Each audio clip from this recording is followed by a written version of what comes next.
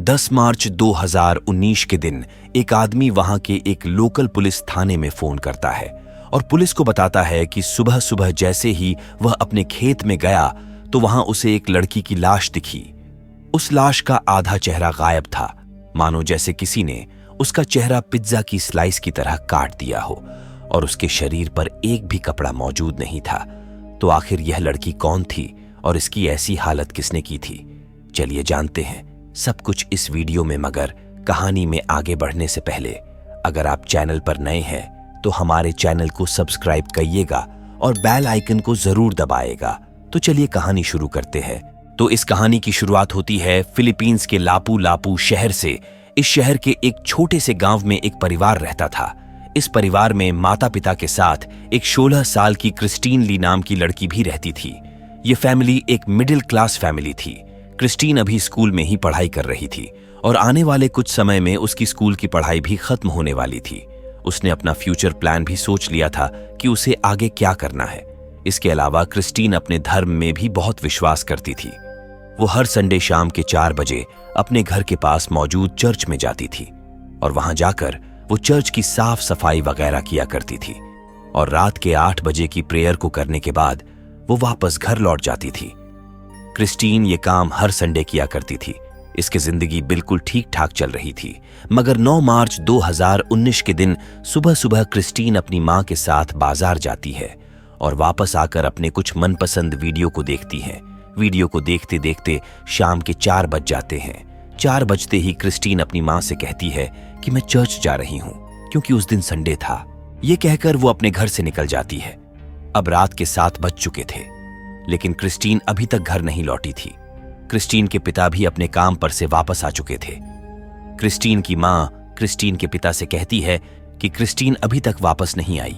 इस पर क्रिस्टीन के पिता कहते हैं कि कोई बात नहीं है, वो 8 बजे तक आ जाएगी।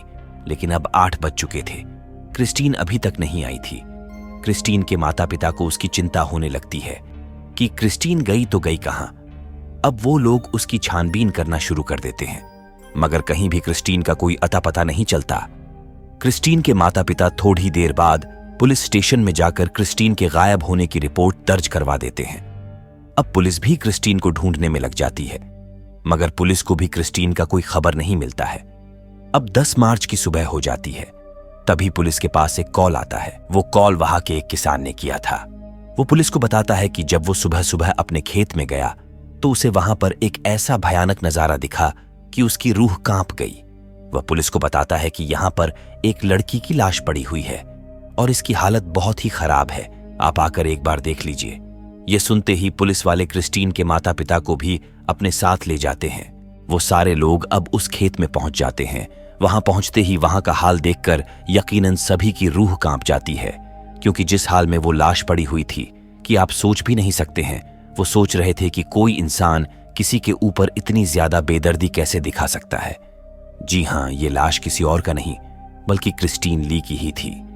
सभी लोग उसकी पहचान करने में लगे हुए थे, लेकिन किसी को भी क्रिस्टीन सही से पहचान में नहीं आ रही थी कि क्या ये क्रिस्टीन ही है, क्योंकि क्रिस्टीन के शरीर के ऊपर एक भी कपड़ा मौजूद नहीं था, बस एक जीन्स मौजूद थी, वो भी घुटनों तक खींची हुई थी और उसका आधा चेहरा गायब था। किसी ने बहुत सटीकता से पिज्जा की स्लाइस की तरह बीच से काट दिया था। अब जैसे ही पुलिस वालों ने ये चीज देखी तो उन्हें समझ नहीं आ रहा था कि आखिर ये काम कौन कर सकता है। क्रिस्टीन के माता पिता का रो रो कर हाल बेहाल हो चुका था। अब उस लाश को पुलिस वाले पोस्टमार्टम के लिए भेज देते हैं।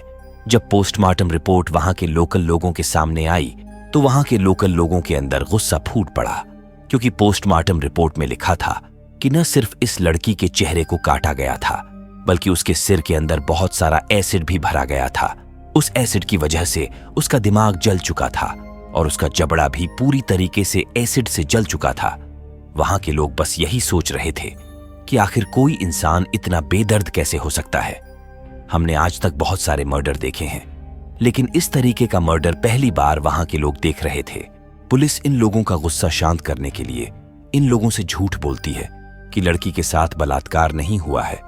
पुलिस अपने बयानों में बताती है कि इस लड़की की मौत की 2 वजह हो सकती है। पहला, रिचुअल, यानी किसी ने इसकी बलि दे दी होगी, और दूसरा, किसी आदमी ने इसे जानबूझकर मारा होगा और वो नशे में चूर होगा। अब ये न्यूज़ पूरे देश में फैल चुकी थी। लोग सड़क पर उतर चुके थे ये जानने के लिए कि आखिर क्रिस्टीन की ऐसी हालत किसने की है। वहां की सरकार को भी इस केस में इन्वॉल्व होना पड़ा और पैसों का इनाम रखना पड़ा कि जो कोई भी इस केस में पुलिस की मदद करेगा उसे बहुत सारा पैसा दिया जाएगा। अब लोग पैसे की लालच में किसी का भी नाम ले रहे थे और पुलिस को बता रहे थे कि जनाब ये कांड इस आदमी ने किया है। पुलिस उस आदमी को पकड़ती और उससे पूछताछ करती, फिर बाद में उसे छोड़ देती, क्योंकि जब पुलिस ने उनका बयान ली थी तो उनके पास एक सॉलिड प्रूफ होता था कि उस दिन वो कहां पर थे, इसीलिए पुलिस उन्हें छोड़ देती थी। ये सिलसिला कुछ दिनों तक यूं ही चलता रहता है, लेकिन कुछ दिन बाद लोगों का गुस्सा बढ़ता देख वहां की सरकार इस केस को वहां की सबसे बड़ी इन्वेस्टिगेटिंग एजेंसी एनबीआई के हाथों में सौंप देती है। अब जैसे ही इस केस को एनबीआई संभालती है तो वो सीरियस होकर इस केस में लग जाती है। वो सबसे पहले चर्च के आसपास के सीसीटीवी फुटेज को खंगालना शुरू करते हैं और देखने की कोशिश करते हैं कि क्या सच में उस दिन क्रिस्टीन चर्च में आई थी। वो चर्च के लोग बुक को भी चेक करते हैं तो उसमें क्रिश्चियन की एंट्री और एग्जिट का टाइम लिखा हुआ था, लेकिन हैरानी की बात यह थी कि उस दिन क्रिस्टीन 6 बजे ही वहां से चली गई थी। खैर, एनबीआई उस सीसीटीवी फुटेज को देख रही थी तो उसमें एक अजीब चीज नजर आई। दरअसल एक फुटेज के अंदर क्रिस्टीन एक आदमी के साथ कहीं जा रही थी। अब पुलिस के मन में सबसे बड़ा सवाल यह था कि यह आदमी कौन था जिसके साथ क्रिस्टीन जा रही थी। उस आदमी का चेहरा भी नहीं दिख रहा था क्योंकि सीसीटीवी फुटेज में इनका शरीर पीछे से दिखाई दे रहा था। जब यह फोटो वहां के लोकल लोगों ने देखा तो उन लोगों ने क्रिस्टीन को तो पहचान लिया, लेकिन उसके साथ जो आदमी था उसे लोग नहीं पहचान पा रहे थे कि वह कौन था। और बेचारी क्रिस्टीन को इसी सीसीटीवी फुटेज में अंतिम बार जिंदा देखा गया था। खैर, पुलिस इस केस में आगे बढ़ती है और क्रिस्टीन के माता पिता से पूछताछ करती है कि क्या आपको किसी पर शक है, जिस पर क्रिस्टीन के माता पिता बताते हैं कि जी नहीं, हमें तो किसी पर शक नहीं है। लेकिन क्रिस्टीन अक्सर कैप ऑफ वगैरह देखा करती थी। अब पुलिस क्रिस्टीन के मोबाइल की छानबीन करती है और उसकी कॉल डिटेल देखती है तो पुलिस को वहां पर एक नंबर मिलता है। दरअसल ये नंबर जॉन नाम के लड़के का था और ये जॉन क्रिस्टीन का एक्स बॉयफ्रेंड था। कुछ दिन पहले ही क्रिस्टीन का जॉन से ब्रेकअप हो चुका था, तो जैसे ही पुलिस वालों को जॉन के बारे में पता चलता है तो पुलिस इसे तुरंत पकड़ लेती है और पकड़ के पूछताछ करना शुरू करती है, जिस पर जॉन पुलिस को बताता है कि जनाब ये कांड मैंने नहीं किया है, मैं उस दिन अपने घर पर ही था, आप मेरे घर वालों से पूछ लीजिए। लेकिन यहाँ पुलिस वालों ने उसकी एक भी बात नहीं सुनी और बिना सबूत के उसके ऊपर मर्डर का आरोप लगा दिया और उसके अगले ही दिन उसे कोर्ट में पेश कर दिया। कोर्ट में जॉन के माता पिता बताते हैं कि हम ऐसे 9 लोगों को पेश कर सकते हैं जिन्होंने उस टाइम जॉन को अपने आसपास देखा था।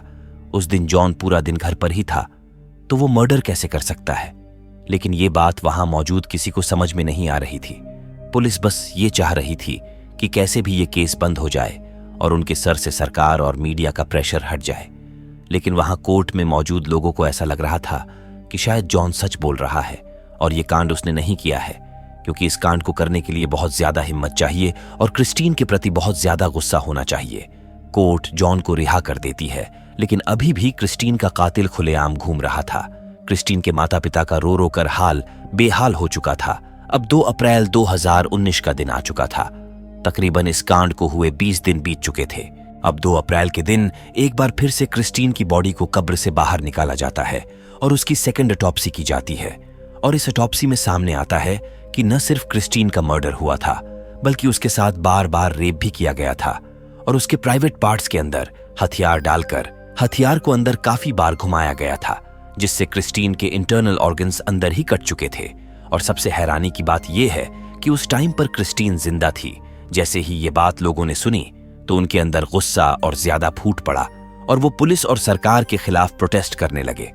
तभी 21 अप्रैल 2019 के दिन उस लापू लापू शहर के एक दुकान के अंदर दिन दहाड़े चोरी होती है और किस्मत से दुकानदार उस टाइम पर दुकान में ही मौजूद था और उसने चोर को देख लिया। जब चोर चोरी करके वहां से भाग रहा था तो वो दुकानदार उसके पीछे जोर जोर से चिल्ला रहा था। अब जैसे ही वहां के लोगों ने उसकी आवाज सुनी तो उन लोगों ने उस चोर को पकड़ लिया और तुरंत पुलिस को बुलाया और उसे पुलिस के हवाले कर दिया। अब पुलिस उसे पकड़कर पुलिस थाने लेकर चली गई और उससे पूछताछ करना शुरू किया। चोर पुलिस को बताता है कि उसका नाम रेनाटो है और वो पिछले काफी समय से चोरियां करता आ रहा है। पुलिस रेनाटो से भी क्रिस्टीन के बारे में पूछताछ करती है, मगर रेनाटो थोड़ी देर के लिए चुप हो जाता है। लेकिन जब वो अपना मुंह खोलता है तो यकीन मानिए पुलिस वालों के पैरों तले जमीन खिसक जाती है। उन्हें विश्वास नहीं होता है कि जिसको पूरा देश अभी तक ढूंढ रहा था वो अब पुलिस के सामने है। रेनाटो पुलिस को बताता है कि फरवरी 2019 में वो क्रिस्टीन को फेसबुक पर फ्रेंड रिक्वेस्ट भेजता है और क्रिस्टीन उसे एक्सेप्ट भी कर लेती है। उसके बाद इन दोनों की बातें शुरू हो जाती है। कुछ दिन बाद ये दोनों एक अच्छे दोस्त बन जाते हैं। रेनाटो पुलिस को बताता है कि क्रिस्टीन का कुछ दिन ही पहले ही ब्रेकअप हुआ था और वो अपने आप को अकेली महसूस कर रही थी। इसके बाद वो उसकी जिंदगी में आया।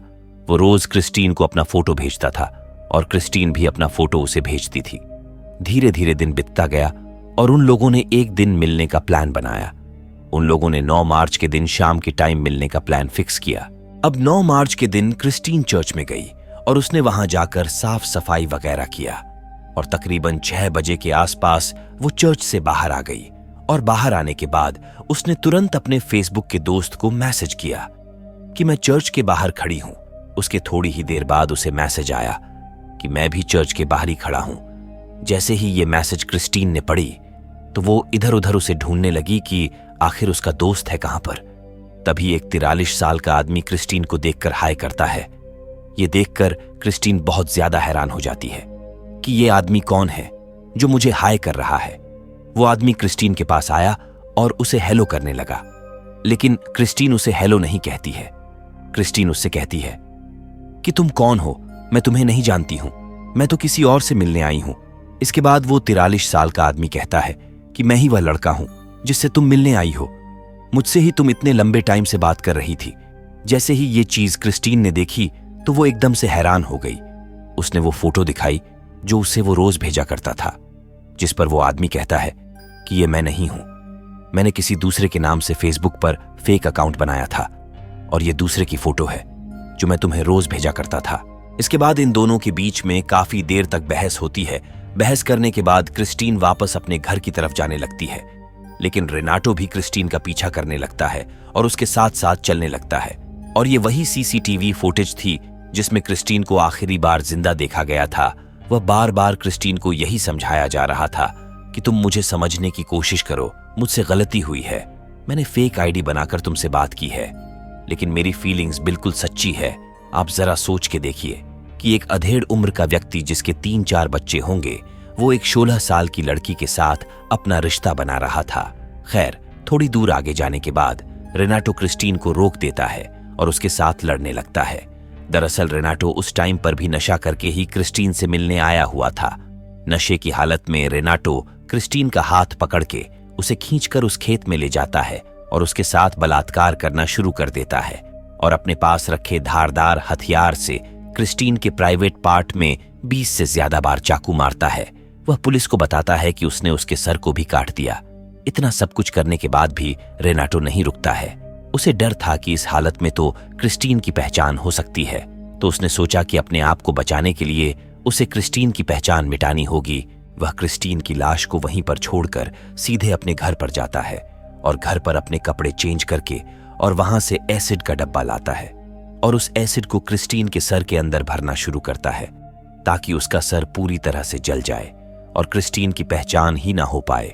जैसे ही पुलिस वालों ने उसका यह बयान सुना तो उन्हें विश्वास नहीं हो रहा था कि कोई इंसान इतना भी बेदर्द हो सकता है। खैर, अगले दिन उसे कोर्ट में पेश किया गया और उसके ऊपर क्रिस्टीन का केस शुरू हुआ। अभी उस पर केस चल ही रहा था कि 25 मई 2019 की सुबह सुबह जब पुलिस वाले एक एक सेल को चेक कर रहे थे और जैसे ही वह रेनाटो के सेल में पहुंचे तो उन्होंने देखा कि यहां रेनाटो तुम मरा हुआ है। जी हां, उसने अपने आप को वहीं पर फांसी लगा ली थी और पुलिस वालों ने दुनिया के सामने आकर कह दिया कि रेनाटो अब इस दुनिया में नहीं रहा। और इसी के साथ यह कहानी समाप्त होती है। तो आपको यह सच्ची घटना की कहानी कैसी लगी, हमें कमेंट बॉक्स में जरूर बताइएगा। Thanks for watching.